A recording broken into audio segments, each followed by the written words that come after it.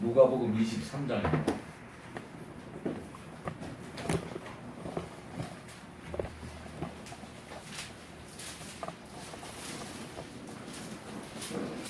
누가복음 23장 33절 말씀부터 43절 말씀까지 같이 공부합니다.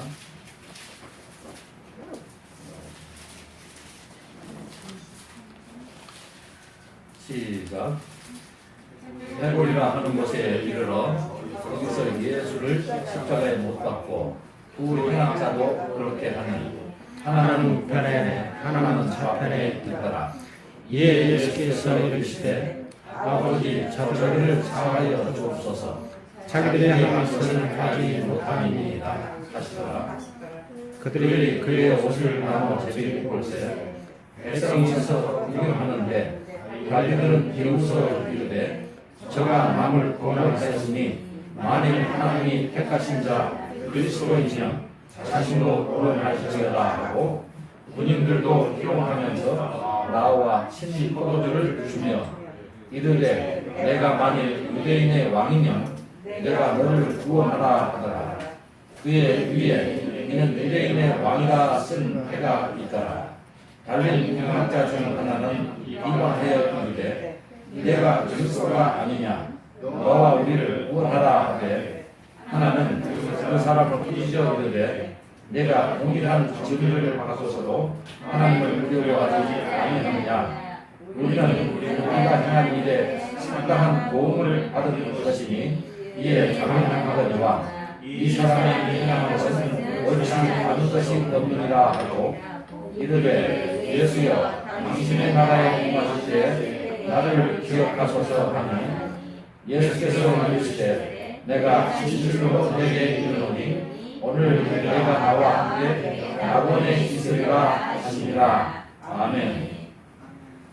그동안에 선으로 보는 구속의 역사 이런 제 책을 계속 강의를 해왔는데 오늘은 오늘 오신 분들이 책을 준비하시지 못했을 것 같아서 아무래도 책을 하는 것이 무리다 싶어서 다른 말씀을 제가 택했습니다.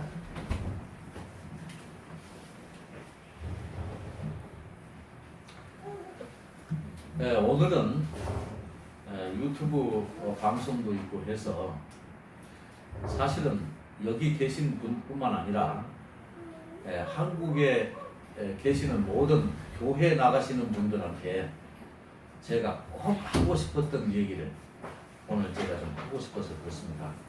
오늘 우리는 좀 겸허하게 그동안에 우리가 가지고 있던 그 신앙이라든지 그 믿음이 바로 되어 있는가, 만약에 잘못되었다면 어디에서 잘못되어 있는가 수정하고 고치는 좋은 기회가 되시기를 바랍니다. 왜 그러냐 그러면 예수님께서도 오랜 동안 그의 백성들을 지켜보시면서 그의 백성들과 함께 싸우셨어요. 하나님께서도 구약 1500년씩이나 계속해서 그의 백성들과 싸우는데도 못 고치는 겁니다. 안 고쳐져요. 근데 그것이 꼭 이스라엘의 유대인들에 대한 얘기가 아니라 오늘 한국 교회 교인들도 똑같은 상황에 놓여 있기 때문에 제가 이 말씀을 드리려고 하는 것입니다. 그렇기 때문에 오늘 여러분들 잘 좀 기억하시고 생각하시고 돌이켜보시고 무엇이 잘못되었는지 한번 점검하는 기회가 되시기를 바랍니다. 제일 잘못된 부분이 있다면 법에 관한 그 생각일 것입니다. 법. 다른 말로 성경에서는 율법이다 그렇게 말씀하시지요. 율법의 그 핵심 조항이 무엇입니까? 법은 결국은 하라 그리고 하지 마라 이거 아니겠습니까? 법의 무슨 내용, 헌법이었던 뭐 행정법이었던 무슨 법이 됐든 모두가 다 하라 하지 말라는 것입니다. 세상의 법들이 다 그렇습니다. 백성으로서의 의무는 반드시 해야 하고 국가나 사회가 유지를 하기 위해서는 그래서 일부 개인의 자유를 약간 제한하고 있습니다.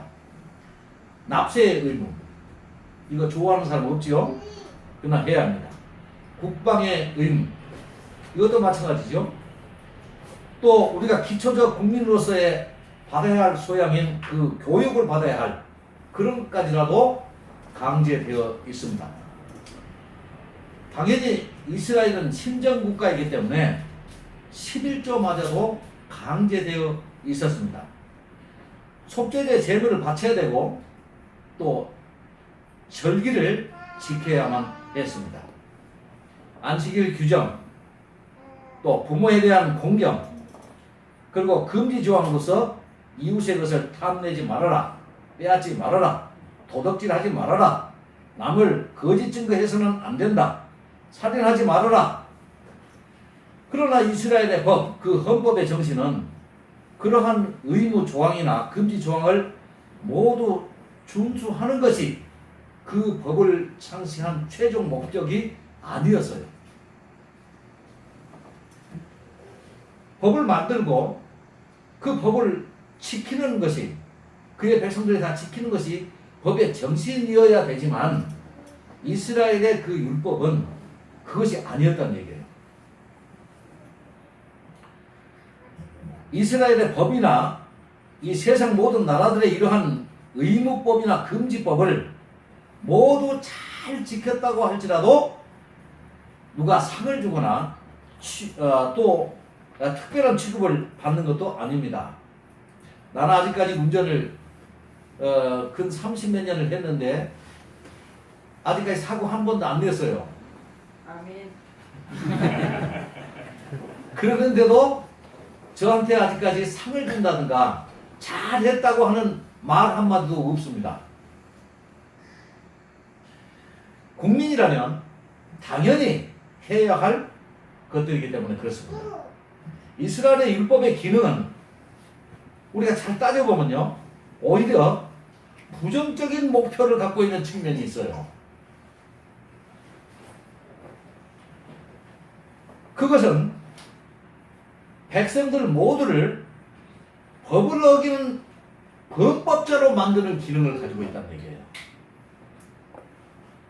법을 만든 사람이 그것을 잘 지켜서 그리고 사회가 아름답고 국가가 편안했으면 좋을 텐데, 하나님은 법을 만드실 때 그거 만들어서 잘 살아라가 아니라 그 법을 만들어서 걸리게 만들었단 말이에요. 걸리게.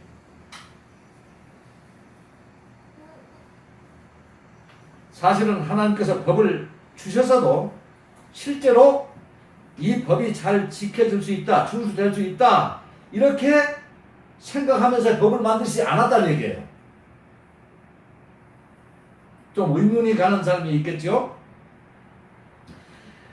지켜질 수 없는 법이라는 것을 이 법을 만든 창시자가, 제정자가 아시면서 만들어서 주셨어요. 걸리기만 해봐라, 이런 마음으로. 사실은 주신 이 법으로 하나님은 그의 백성들을 범법자가 되게 해서 너는 죄인이다 하고 올가미를 씌우기 위해서 만들어진 법이라 그 말이에요. 왜 그렇습니까? 율법을 만들었으면 모두가 다 지킬 수가 있어야 되죠. 근데 바울 사도가 그렇게 말합니다. 율법으로서는 자기가 완전했던 사람이다. 그런데 예수님은 아니라는 거예요. 율법이라는 잣대를, 법을 쟀을 때 율법으로부터 정죄를 받지 않은 사람은 하나도 없다는 거예요. 만약 그런 사람이 있다면 주님께서 오셔야 할 이유가 없어요. 여기까지 생각해 보면 하나님은 가장 나쁜 법의 제정자라고 이렇게 할 만합니다. 왜냐하면 이스라엘의 율법은 백성들의 그 의결 기관인 장로들의 모임에서 심사숙고해서 만들어진 법이 아니라는 사실입니다. 일방적으로 하나님께서 그의 백성들에게 주었어요. 지켜라는 겁니다. 그런데 이스라엘 법에는 세상 나라들이 가지고 있지 않은 더욱 특별한 법이 있어요. 그것은 무엇이냐? 성막의 제도라는 법이 있습니다. 이 법에, 이 제도에 이스라엘은 세상에서 가장 좋은, 가장 은혜로운 그런 법의 시스템을 가지고 있는 셈입니다. 그러니까 금지하지 마라 또는 의무 무엇을 해라, 이것을 모두 지킬 수 있는 사람은 세상에 한 사람도 없게 되는 것이지만은 성막 제도 법이라고 하는 것을 통해서는 사면을 받을 수 없는 사람이 하나도 없게 된다는 얘기입니다. 이 제도 때문에 이스라엘뿐만 아니라 세상의 사람들이 이 제도 안으로 모두 들어와서 하나님의 백성이 되라, 이것이 하나님의 법을 창시하신 목적이에요. 왜냐하면 이 제도는 이스라엘뿐만 아니라 모든 민족, 모든 사람들을 다 포용하고 있기 때문에 그렇습니다.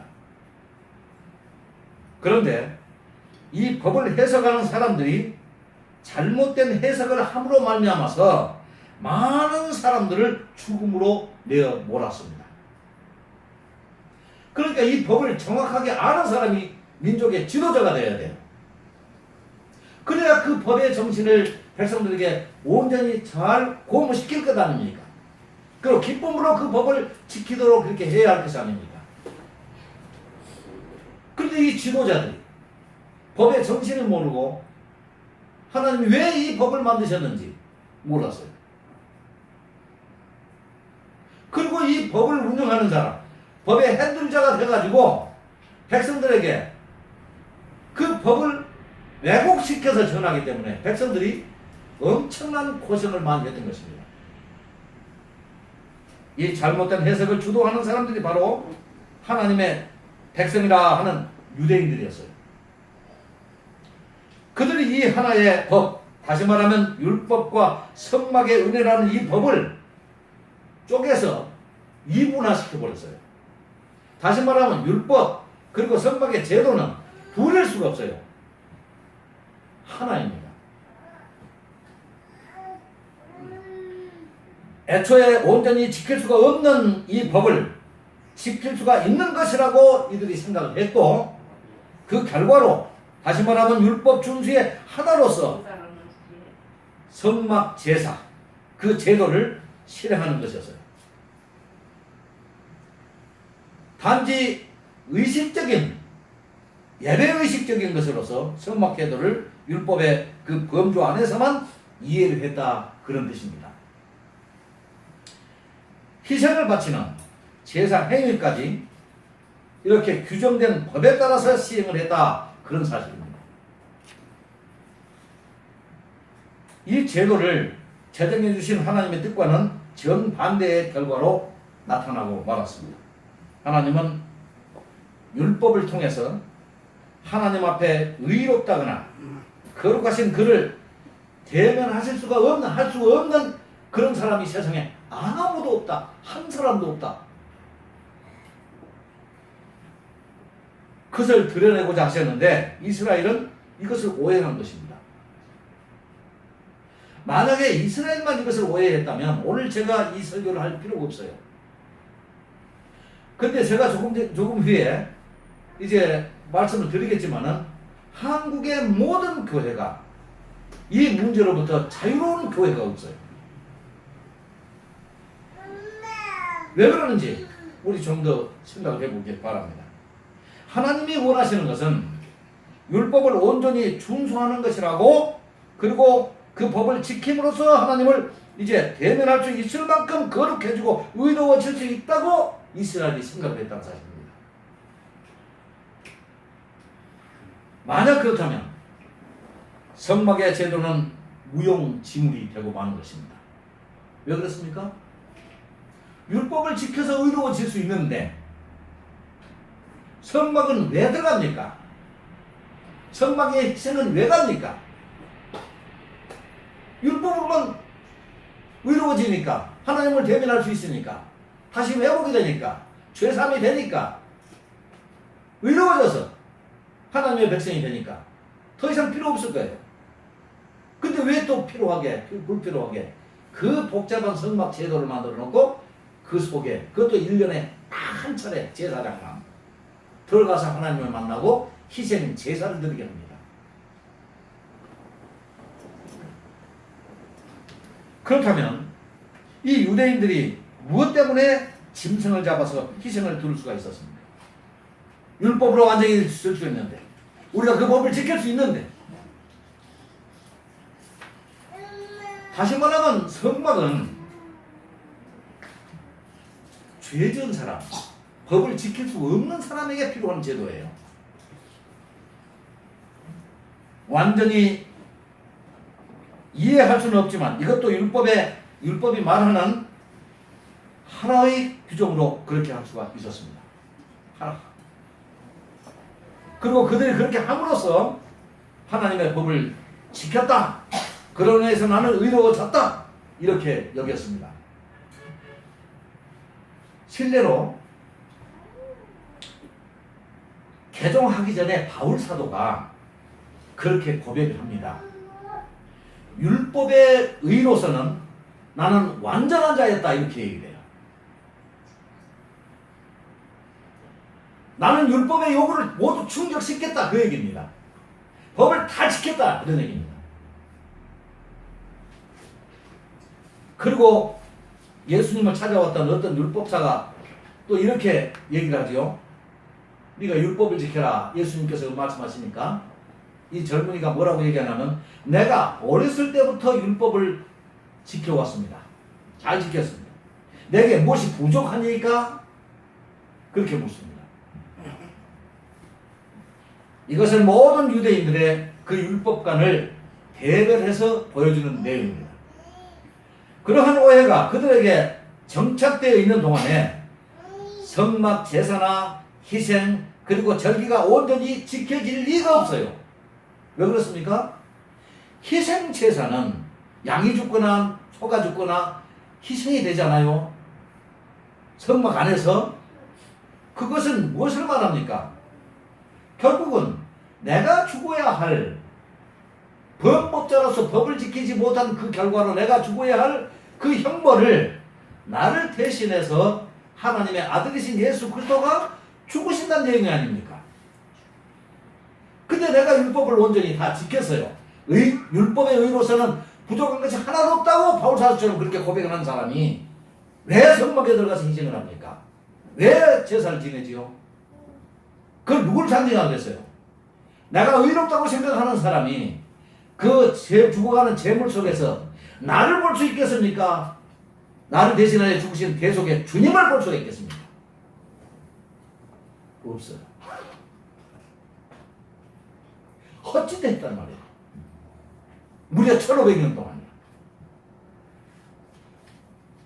왜냐하면 성막은, 따라합시다, 시은소.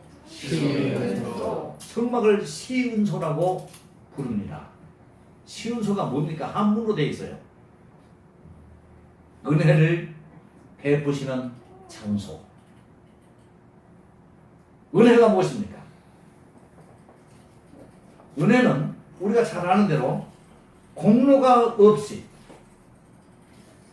자격이 없이, 받을 자격이 하나도 없어. 공로도 하나도 없어. 그런데 주신다. 그것이 하나님의 선물이지요. 그것이 은혜예요. 우리가 은혜 이걸 잘 그 낱말을 하면서 잘못 사용하고 있어요. 장경동 목사가 하나님 말씀을 희화화해서 막 웃겨요. 그런데 사람들이 다 웃고 나서 하는 말이 아멘, 아멘 하더라고. 말도 태도하는 어떤 것을 욕을 하는데 봉사들이 그걸 보고 아멘, 아멘 하더라고. 그거 웃기는 거 아닙니까? 이 성막, 다시 말하면 시은소는 율법을 온전히 지킬 수 없음을 깨닫는 사람이, 다시 말하면 자신이 죄인일 수밖에 없다. 어디에 비춰서? 이 법에 비추어서.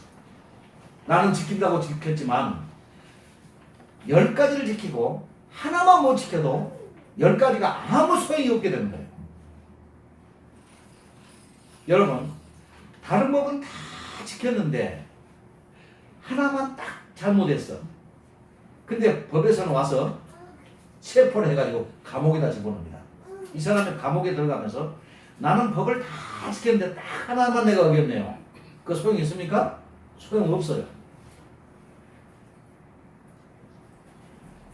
자신이 죄인일 수밖에 없다 하는 이 깨달음이 있는 사람들이 오직 내가 살아날 방법은 하나님의 은혜밖에 없다. 이 하나님의 은혜를 바라보면서 찾는 곳이 바로 시은소, 즉 성막인 것입니다. 하나님이 이런 사람들을 결코 외면하실 수가 없습니다. 가슴을 치면서 내가 죄인입니다. 나는 하나님의 법을 지킬 수가 없었습니다. 범했습니다. 고백하는 사람들에게 주님께서는 시은소를 통해서 은혜를 베푸십니다. 믿습니까? 아멘. 이스라엘 역사에서 하나님과 그의 백성 간에는 그래서 언제나 긴장된 관계를 유지했는데 바로 이 잘못된 율법관을 하나님께서는 수정하시려고 하고 유대인들은 나는 완전하다. 그래서 하나님 말씀이 더 필요 없다. 시은소가 필요 없다. 이렇게 고수하는 자들 간에 그 긴장된 싸움이 무려 1500년 동안 구약시대에 이루어지고 있었어요. 이렇게 잘못된 율법관을 가진 이스라엘에게 하나님은 더 이상 희생의 제물을 바치라고 바치지 말라고 이렇게 말씀하십니다. 이제 바치지 마라. 됐다. 내가 시간을 더 줘봐도 너희들에게 기대할 것은 없다. 제사 제도를 이제 폐기하겠다. 죄인의식이 없는 희생 제물이 무슨 의미가 있습니까? 그래서 이사야 선지자는 이렇게 말합니다. 소를 잡아 드리는 것은 살인함과 다름이 없고 어린 양으로 제사를 드리는 것은 개의 목을 깎음과 다름이 없이 하며 드리는 예물은 돼지의 피와 다름이 없이 하고 분향하는 것은 우상을 찬송함과 다름이 없이 행하는 그들은 자기의 길을 택하며 그들의 마음은 가증한 것을 기뻐한즉 하면서 이사야 60장 3절에서 이렇게 제사 제도의 무용론을 주장하고 있어요. 그렇다면 제사 제도를 정착시키려고 했던 모세와 이사야 선지자는 서로 상반된 이런 제사의식을 갖고 있단 말입니까? 만약 그렇다면 성경은 자체에 아주 큰 모순과 오류를 가진 것으로서 이제 더 이상 성경일 수가 없습니다. 왜? 성경끼리 서로 부딪혀서 서로 맞지 않아.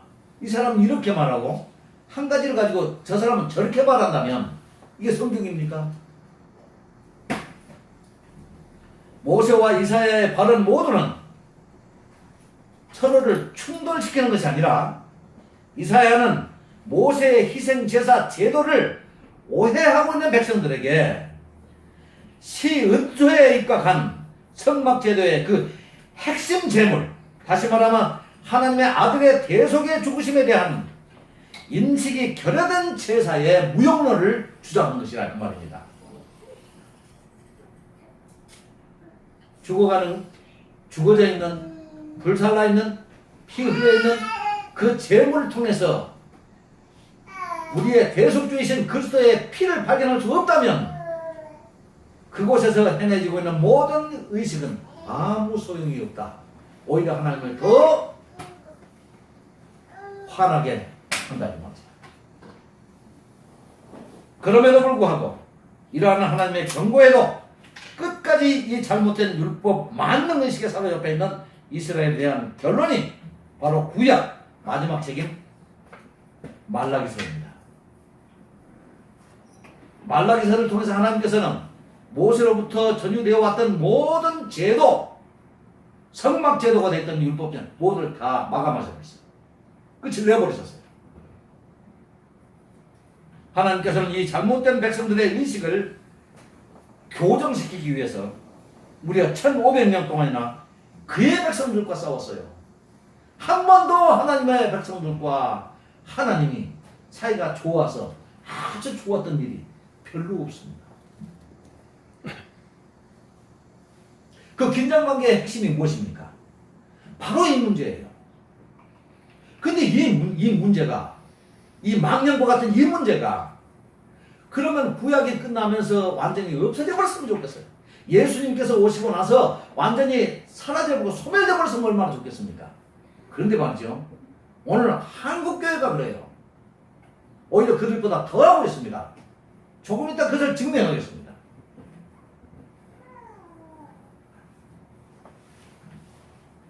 그리고 이 유대인들이 너희들이 잘못됐다, 내가 너희들을 얼마나 사랑하고 내가 아끼는 줄 아느냐, 그러면서 잘못됐다고 하니까 이렇게 되들었어요. 한거를 했어요. 하나님 앞에. 어떻게 한거했냐? 6가지가 나타납니다. 첫째, 하나님께서 우리를 정말로 그렇게 사랑하셨다면 왜 우리나라가 이렇게 지리멸렬하고 잡혀가고 사로잡혀가고 부서지고 망했습니까? 이것이 하나님의 사랑입니까? 이렇게 되어들었어요. 말라기서 1장 2절이죠. 그 다음에, 그리고 우리가 하나님을 멸시했다고 하는데 어떻게 우리가 하나님을 멸시했단 말입니까? 이렇게 또 되어들었어요. 이게 말라기 1장 6절입니다. 세 번째는 우리가 하나님을 어떻게 괴로우시게 했습니까? 1500년 동안이나 조금 전에 말씀드렸죠.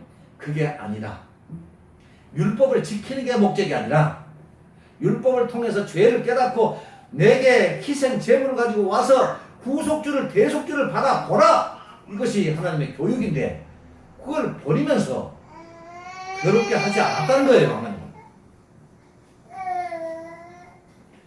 우리가 하나님을 어떻게 떠났습니까? 하고 또 되돌아요. 3장 7절에서요. 너희들이 하나님을 떠났다는 거예요. 그러니까 우리는 떠나지 않았다는 거예요. 어떻게 하나님 우리가 떠났어요? 또 하나님께서 너희들은 나의 것을 도둑질했다, 이렇게 3장 8절에서 말하니까 우리가 어떻게 하나님의 것을 도둑질했단 말입니까? 우리 11조 냅니다. 대들었어요. 그 다음에 3장 13절에 보면 우리가 하나님을 무슨 말로 대적했습니까? 그런 적 없습니다.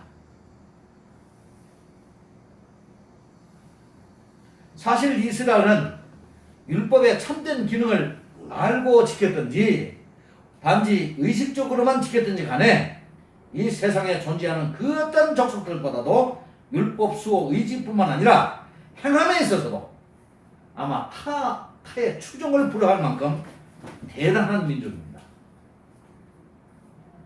세상에서 이렇게 율법 준수를 잘하는, 그나마 잘하는 백성이 더 있을 수가 없어요.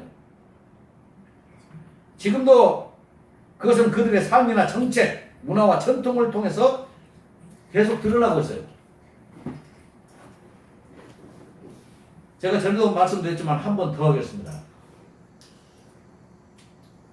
고전에 보면 유대인들이 어느 정도로 이 율법을 잘 지켰느냐 하면 한 예화가 있는데, 유대인 도둑놈이 도둑질을 하다가 경찰한테 걸렸어요. 그러니까 그 도둑놈을 경찰이 쫓아옵니다. 그러니까 이 도둑놈이 도둑질한 것을 가지고 경찰을 피해서 막 도망을 가요. 도망을 갑니다. 쫓고 쫓기는 긴장관계, 아주 순간적으로 굉장히 위급한 상황입니다. 그런데 도둑놈이 도망을 가다 보니까 그 길가에 뭐가 있냐면 회당이 나와요. 회당. 그러니까 그 긴급한 시간에도 불구하고 이 도둑놈이 자기가 훔쳤던 그 물건 가운데 10분의 1 정도를 뚝 떼가지고 거기다가 탁 던지고 도망을 가요. 자, 이 정도면 참 도둑놈도 대단한 율법 수호 의지를 가졌죠. 이런 민족이 어디 있습니까? 우리가 아무리 율법을 잘 지키고 또 교회에서 시키는 거 잘한다 할지라도 유대인들한테 비기면 아무것도 아니에요. 아무것도 아니에요.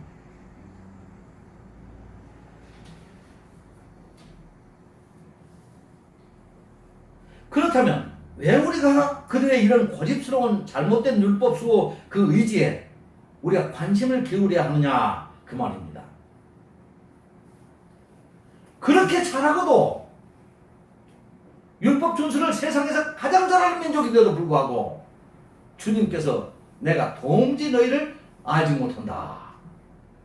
주님으로부터 인정을 못 받았어. 근데 왜 그런 전철을 다시 밟으려고 하느냐 그 말입니다. 남의 아닙니다. 우리 한국교회가 지금 그렇게 하고 있어요. 만약에 여러분 오늘 한국의 교회들마다 드려지고 있는 예배 그 설교에 목사님들의 설교를 정형화해보면 정형화 말을 알죠?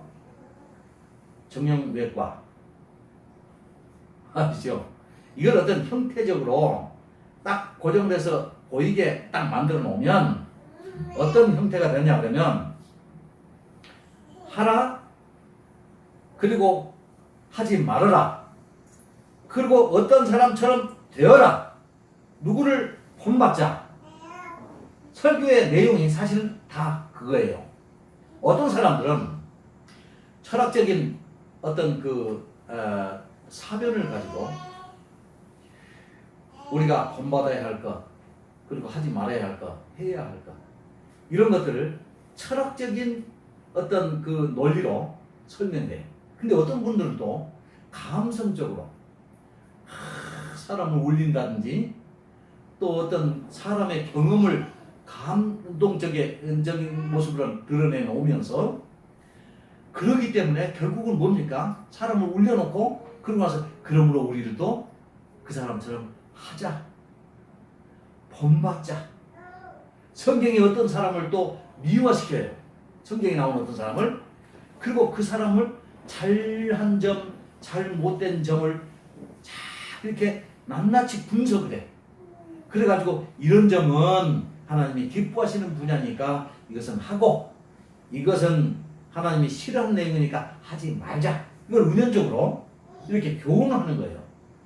그러니까 모든 설교를 전부 다 한꺼번에 고정화시켜서 그 범주 속에 집어넣으면 모두가 다 뭐냐? 말을 어떻게 하든지 간에 하라, 하지 말아라, 또는 본받자, 우리도 그렇게 하자. 성경은 그렇게 하기 위한 하나의 도구로 사용이 되고 있습니다.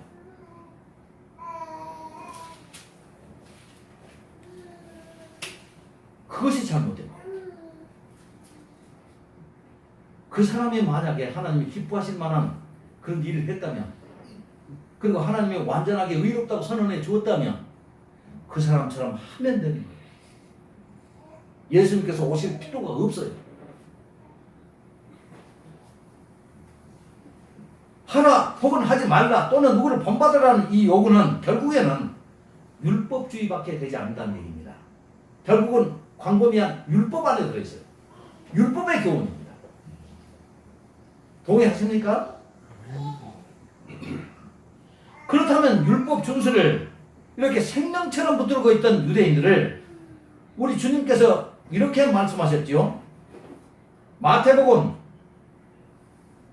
23장 27절부터 39절 이렇게 보면 특히 33절에서 주님은 그들을 향해서 정의를 하기를 뭐라 하냐면 율법을 아주 생활하고 율법을 생명을 걸고 지키겠다는 사람들에게 주님께서 뭐라고 말씀하시냐면 뱀들아 독사의 자식들아 너희가 어떻게 지옥의 판결을 피하겠느냐 이렇게 말씀하셨어요. 그렇다면 만약에 율법을 지키기로 작정을 한다면 여러분들이 아무리 발버둥을 친다 하더라도 유대인들만큼 잘할 수 있을까요? 불가능할 겁니다. 근데 여러분보다 훨씬 더 잘했던 율법을 잘 지켰던 유대인들 향해서도 주님께서 그 지키려고 하고 있는 그 유대인들 향해서 뱀들아 독사의 자식들아 지옥이 너희를 위해서 준비가 됐다 이렇게 말씀하신다면 하물며 우리는 어떻겠습니까? 우리는 그 길을 가서는 안 되겠죠? 근데 왜 지금 한국 교회가 그것과 똑같은 도미 안에서 하라 하지 말아라 본받자 우리도 그렇게 하자. 왜 그렇게 교훈합니까? 주님을 가장 화나게 하는 게 뭔지 아십니까? 하겠다고 나서기 때문에 화납니다. 뭘 하겠다고, 율법을 지키겠다고, 봉사를 하겠다고, 뭘 하겠다고 하기 때문에 그래요.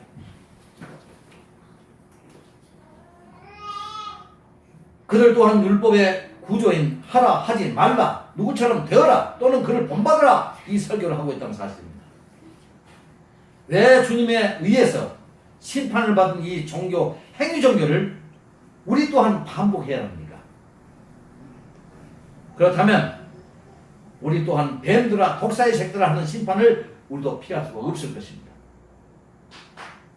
주님은 또한 그들에게 내가 도무지 너희를 알지 못하노라 이렇게 말씀하셨어요. 알지 못한대요.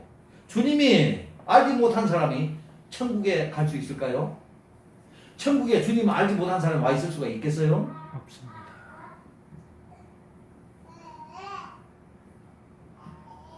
그리고 그 율법을 준행하기가 얼마나 힘이 듭니까? 여러분 그렇지요? 교회법 지키자니 참 주일날 어디 다른 데 가지도 못하고 다 여름에 비서도 가고 하는데 가지도 못해. 양심만 조금만 속이면 남의 것을 슬쩍 하면 좀 윤택하게 살 수 있을 것 같은데 주님께서 그렇게 하지 말라고 계명을 주셔서 못하고 살죠. 그렇죠? 참 알고 보면 신앙생활을 하는 게 특별히 한국의 교인들이 신앙생활하기가 굉장히 힘이 듭니다.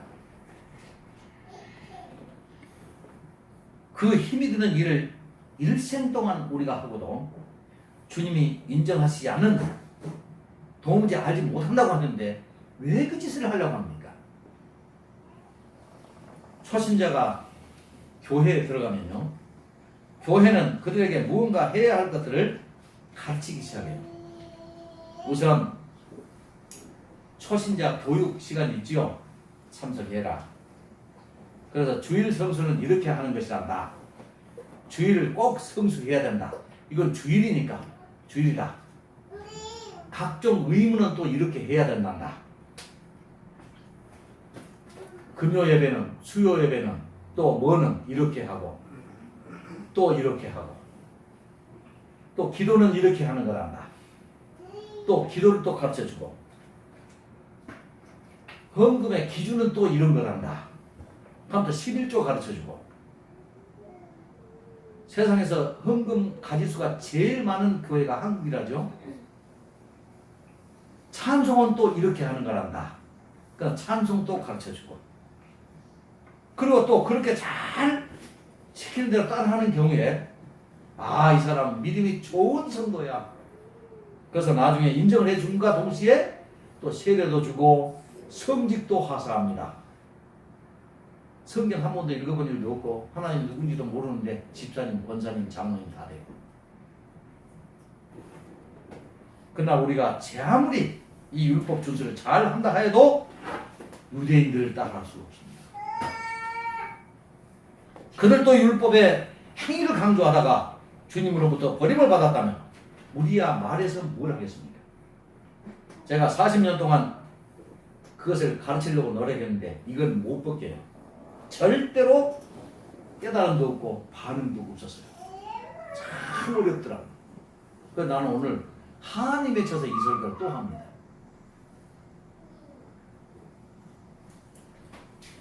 그래서 극단적으로 제가 이런 얘기를 했어요. 루마니아에서 제가 가르치는 교회에서 이렇게 얘기했죠. 여러분 기도를 열심히 해도 지옥 갑니다 그랬어요.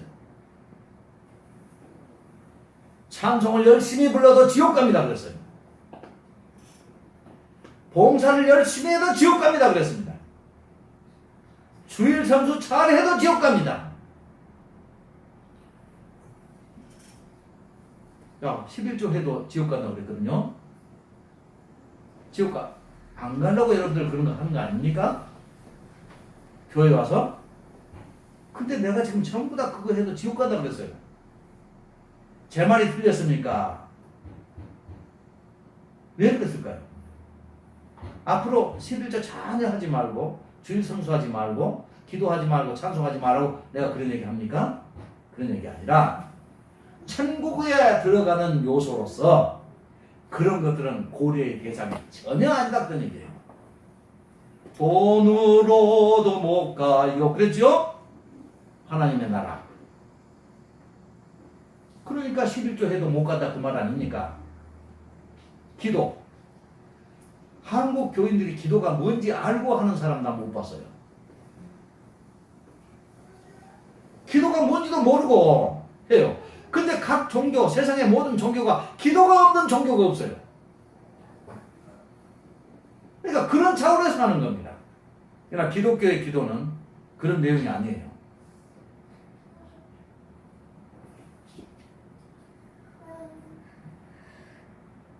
이러한 행동들이 구원받는 요소가 결코 될 수 없다.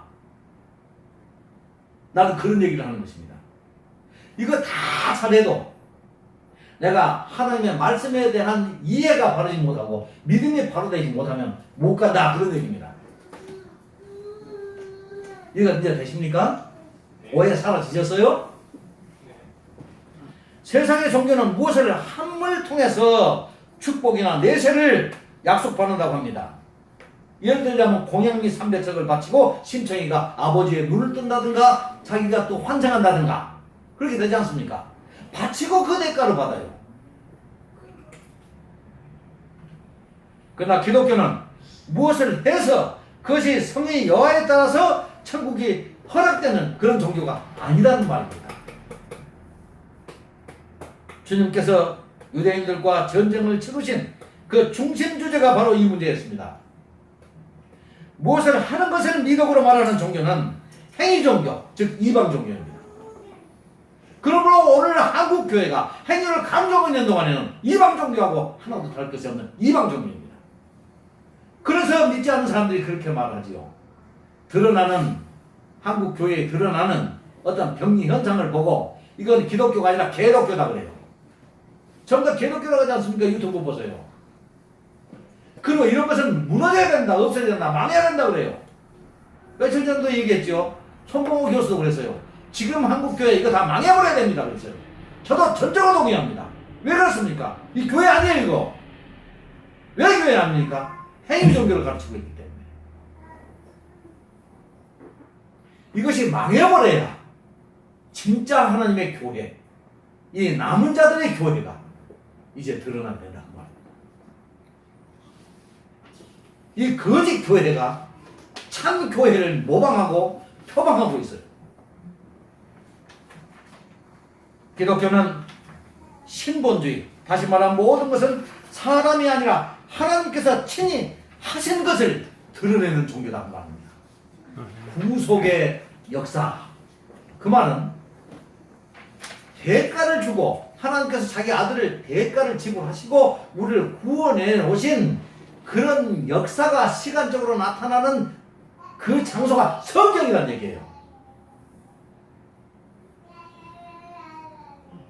하나님에 의해서, 하나님으로부터, 하나님을 위해서 발생했고 또 완결되어 있겠습니다. 여러분들이 참 오해하는 것이 있어요. 이 구속을 하나님께서 왜 하시는가? 나를 위해서 했다. 모두가 다 나를 위해서 했다고 생각해요. 그래서 성경은 그렇게 말 안 해요. 하나님께서는 이 일을 왜 하시는가? 자기 이름의 영광을 위해서 한다 그랬어요. 우리가 아니라.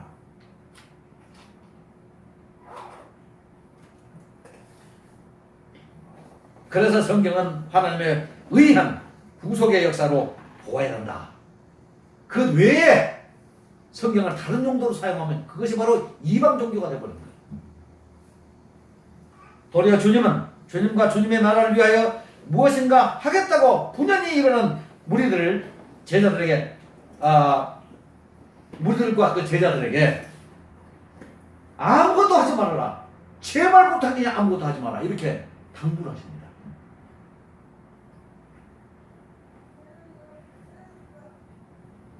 베세다 들녘에서 5,000명이 모였어요. 예수님께서 그들을 보리떡 2개, 물고기 2마리, 보리떡 5개로 먹이셨어요.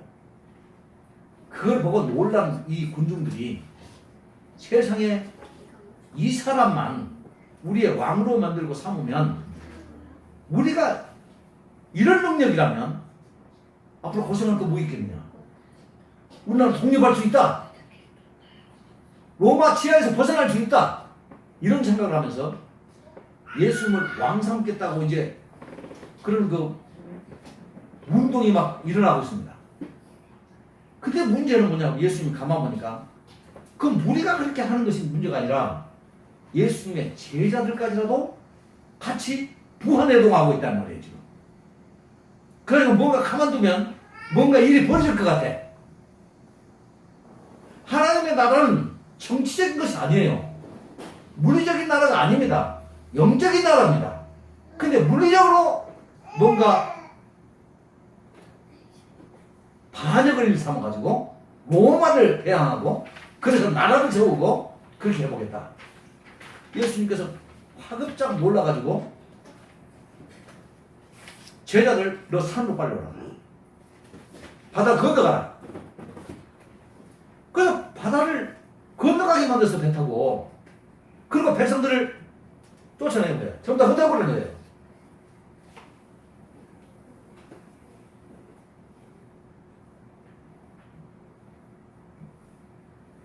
요한복음 6장 28절에 보니까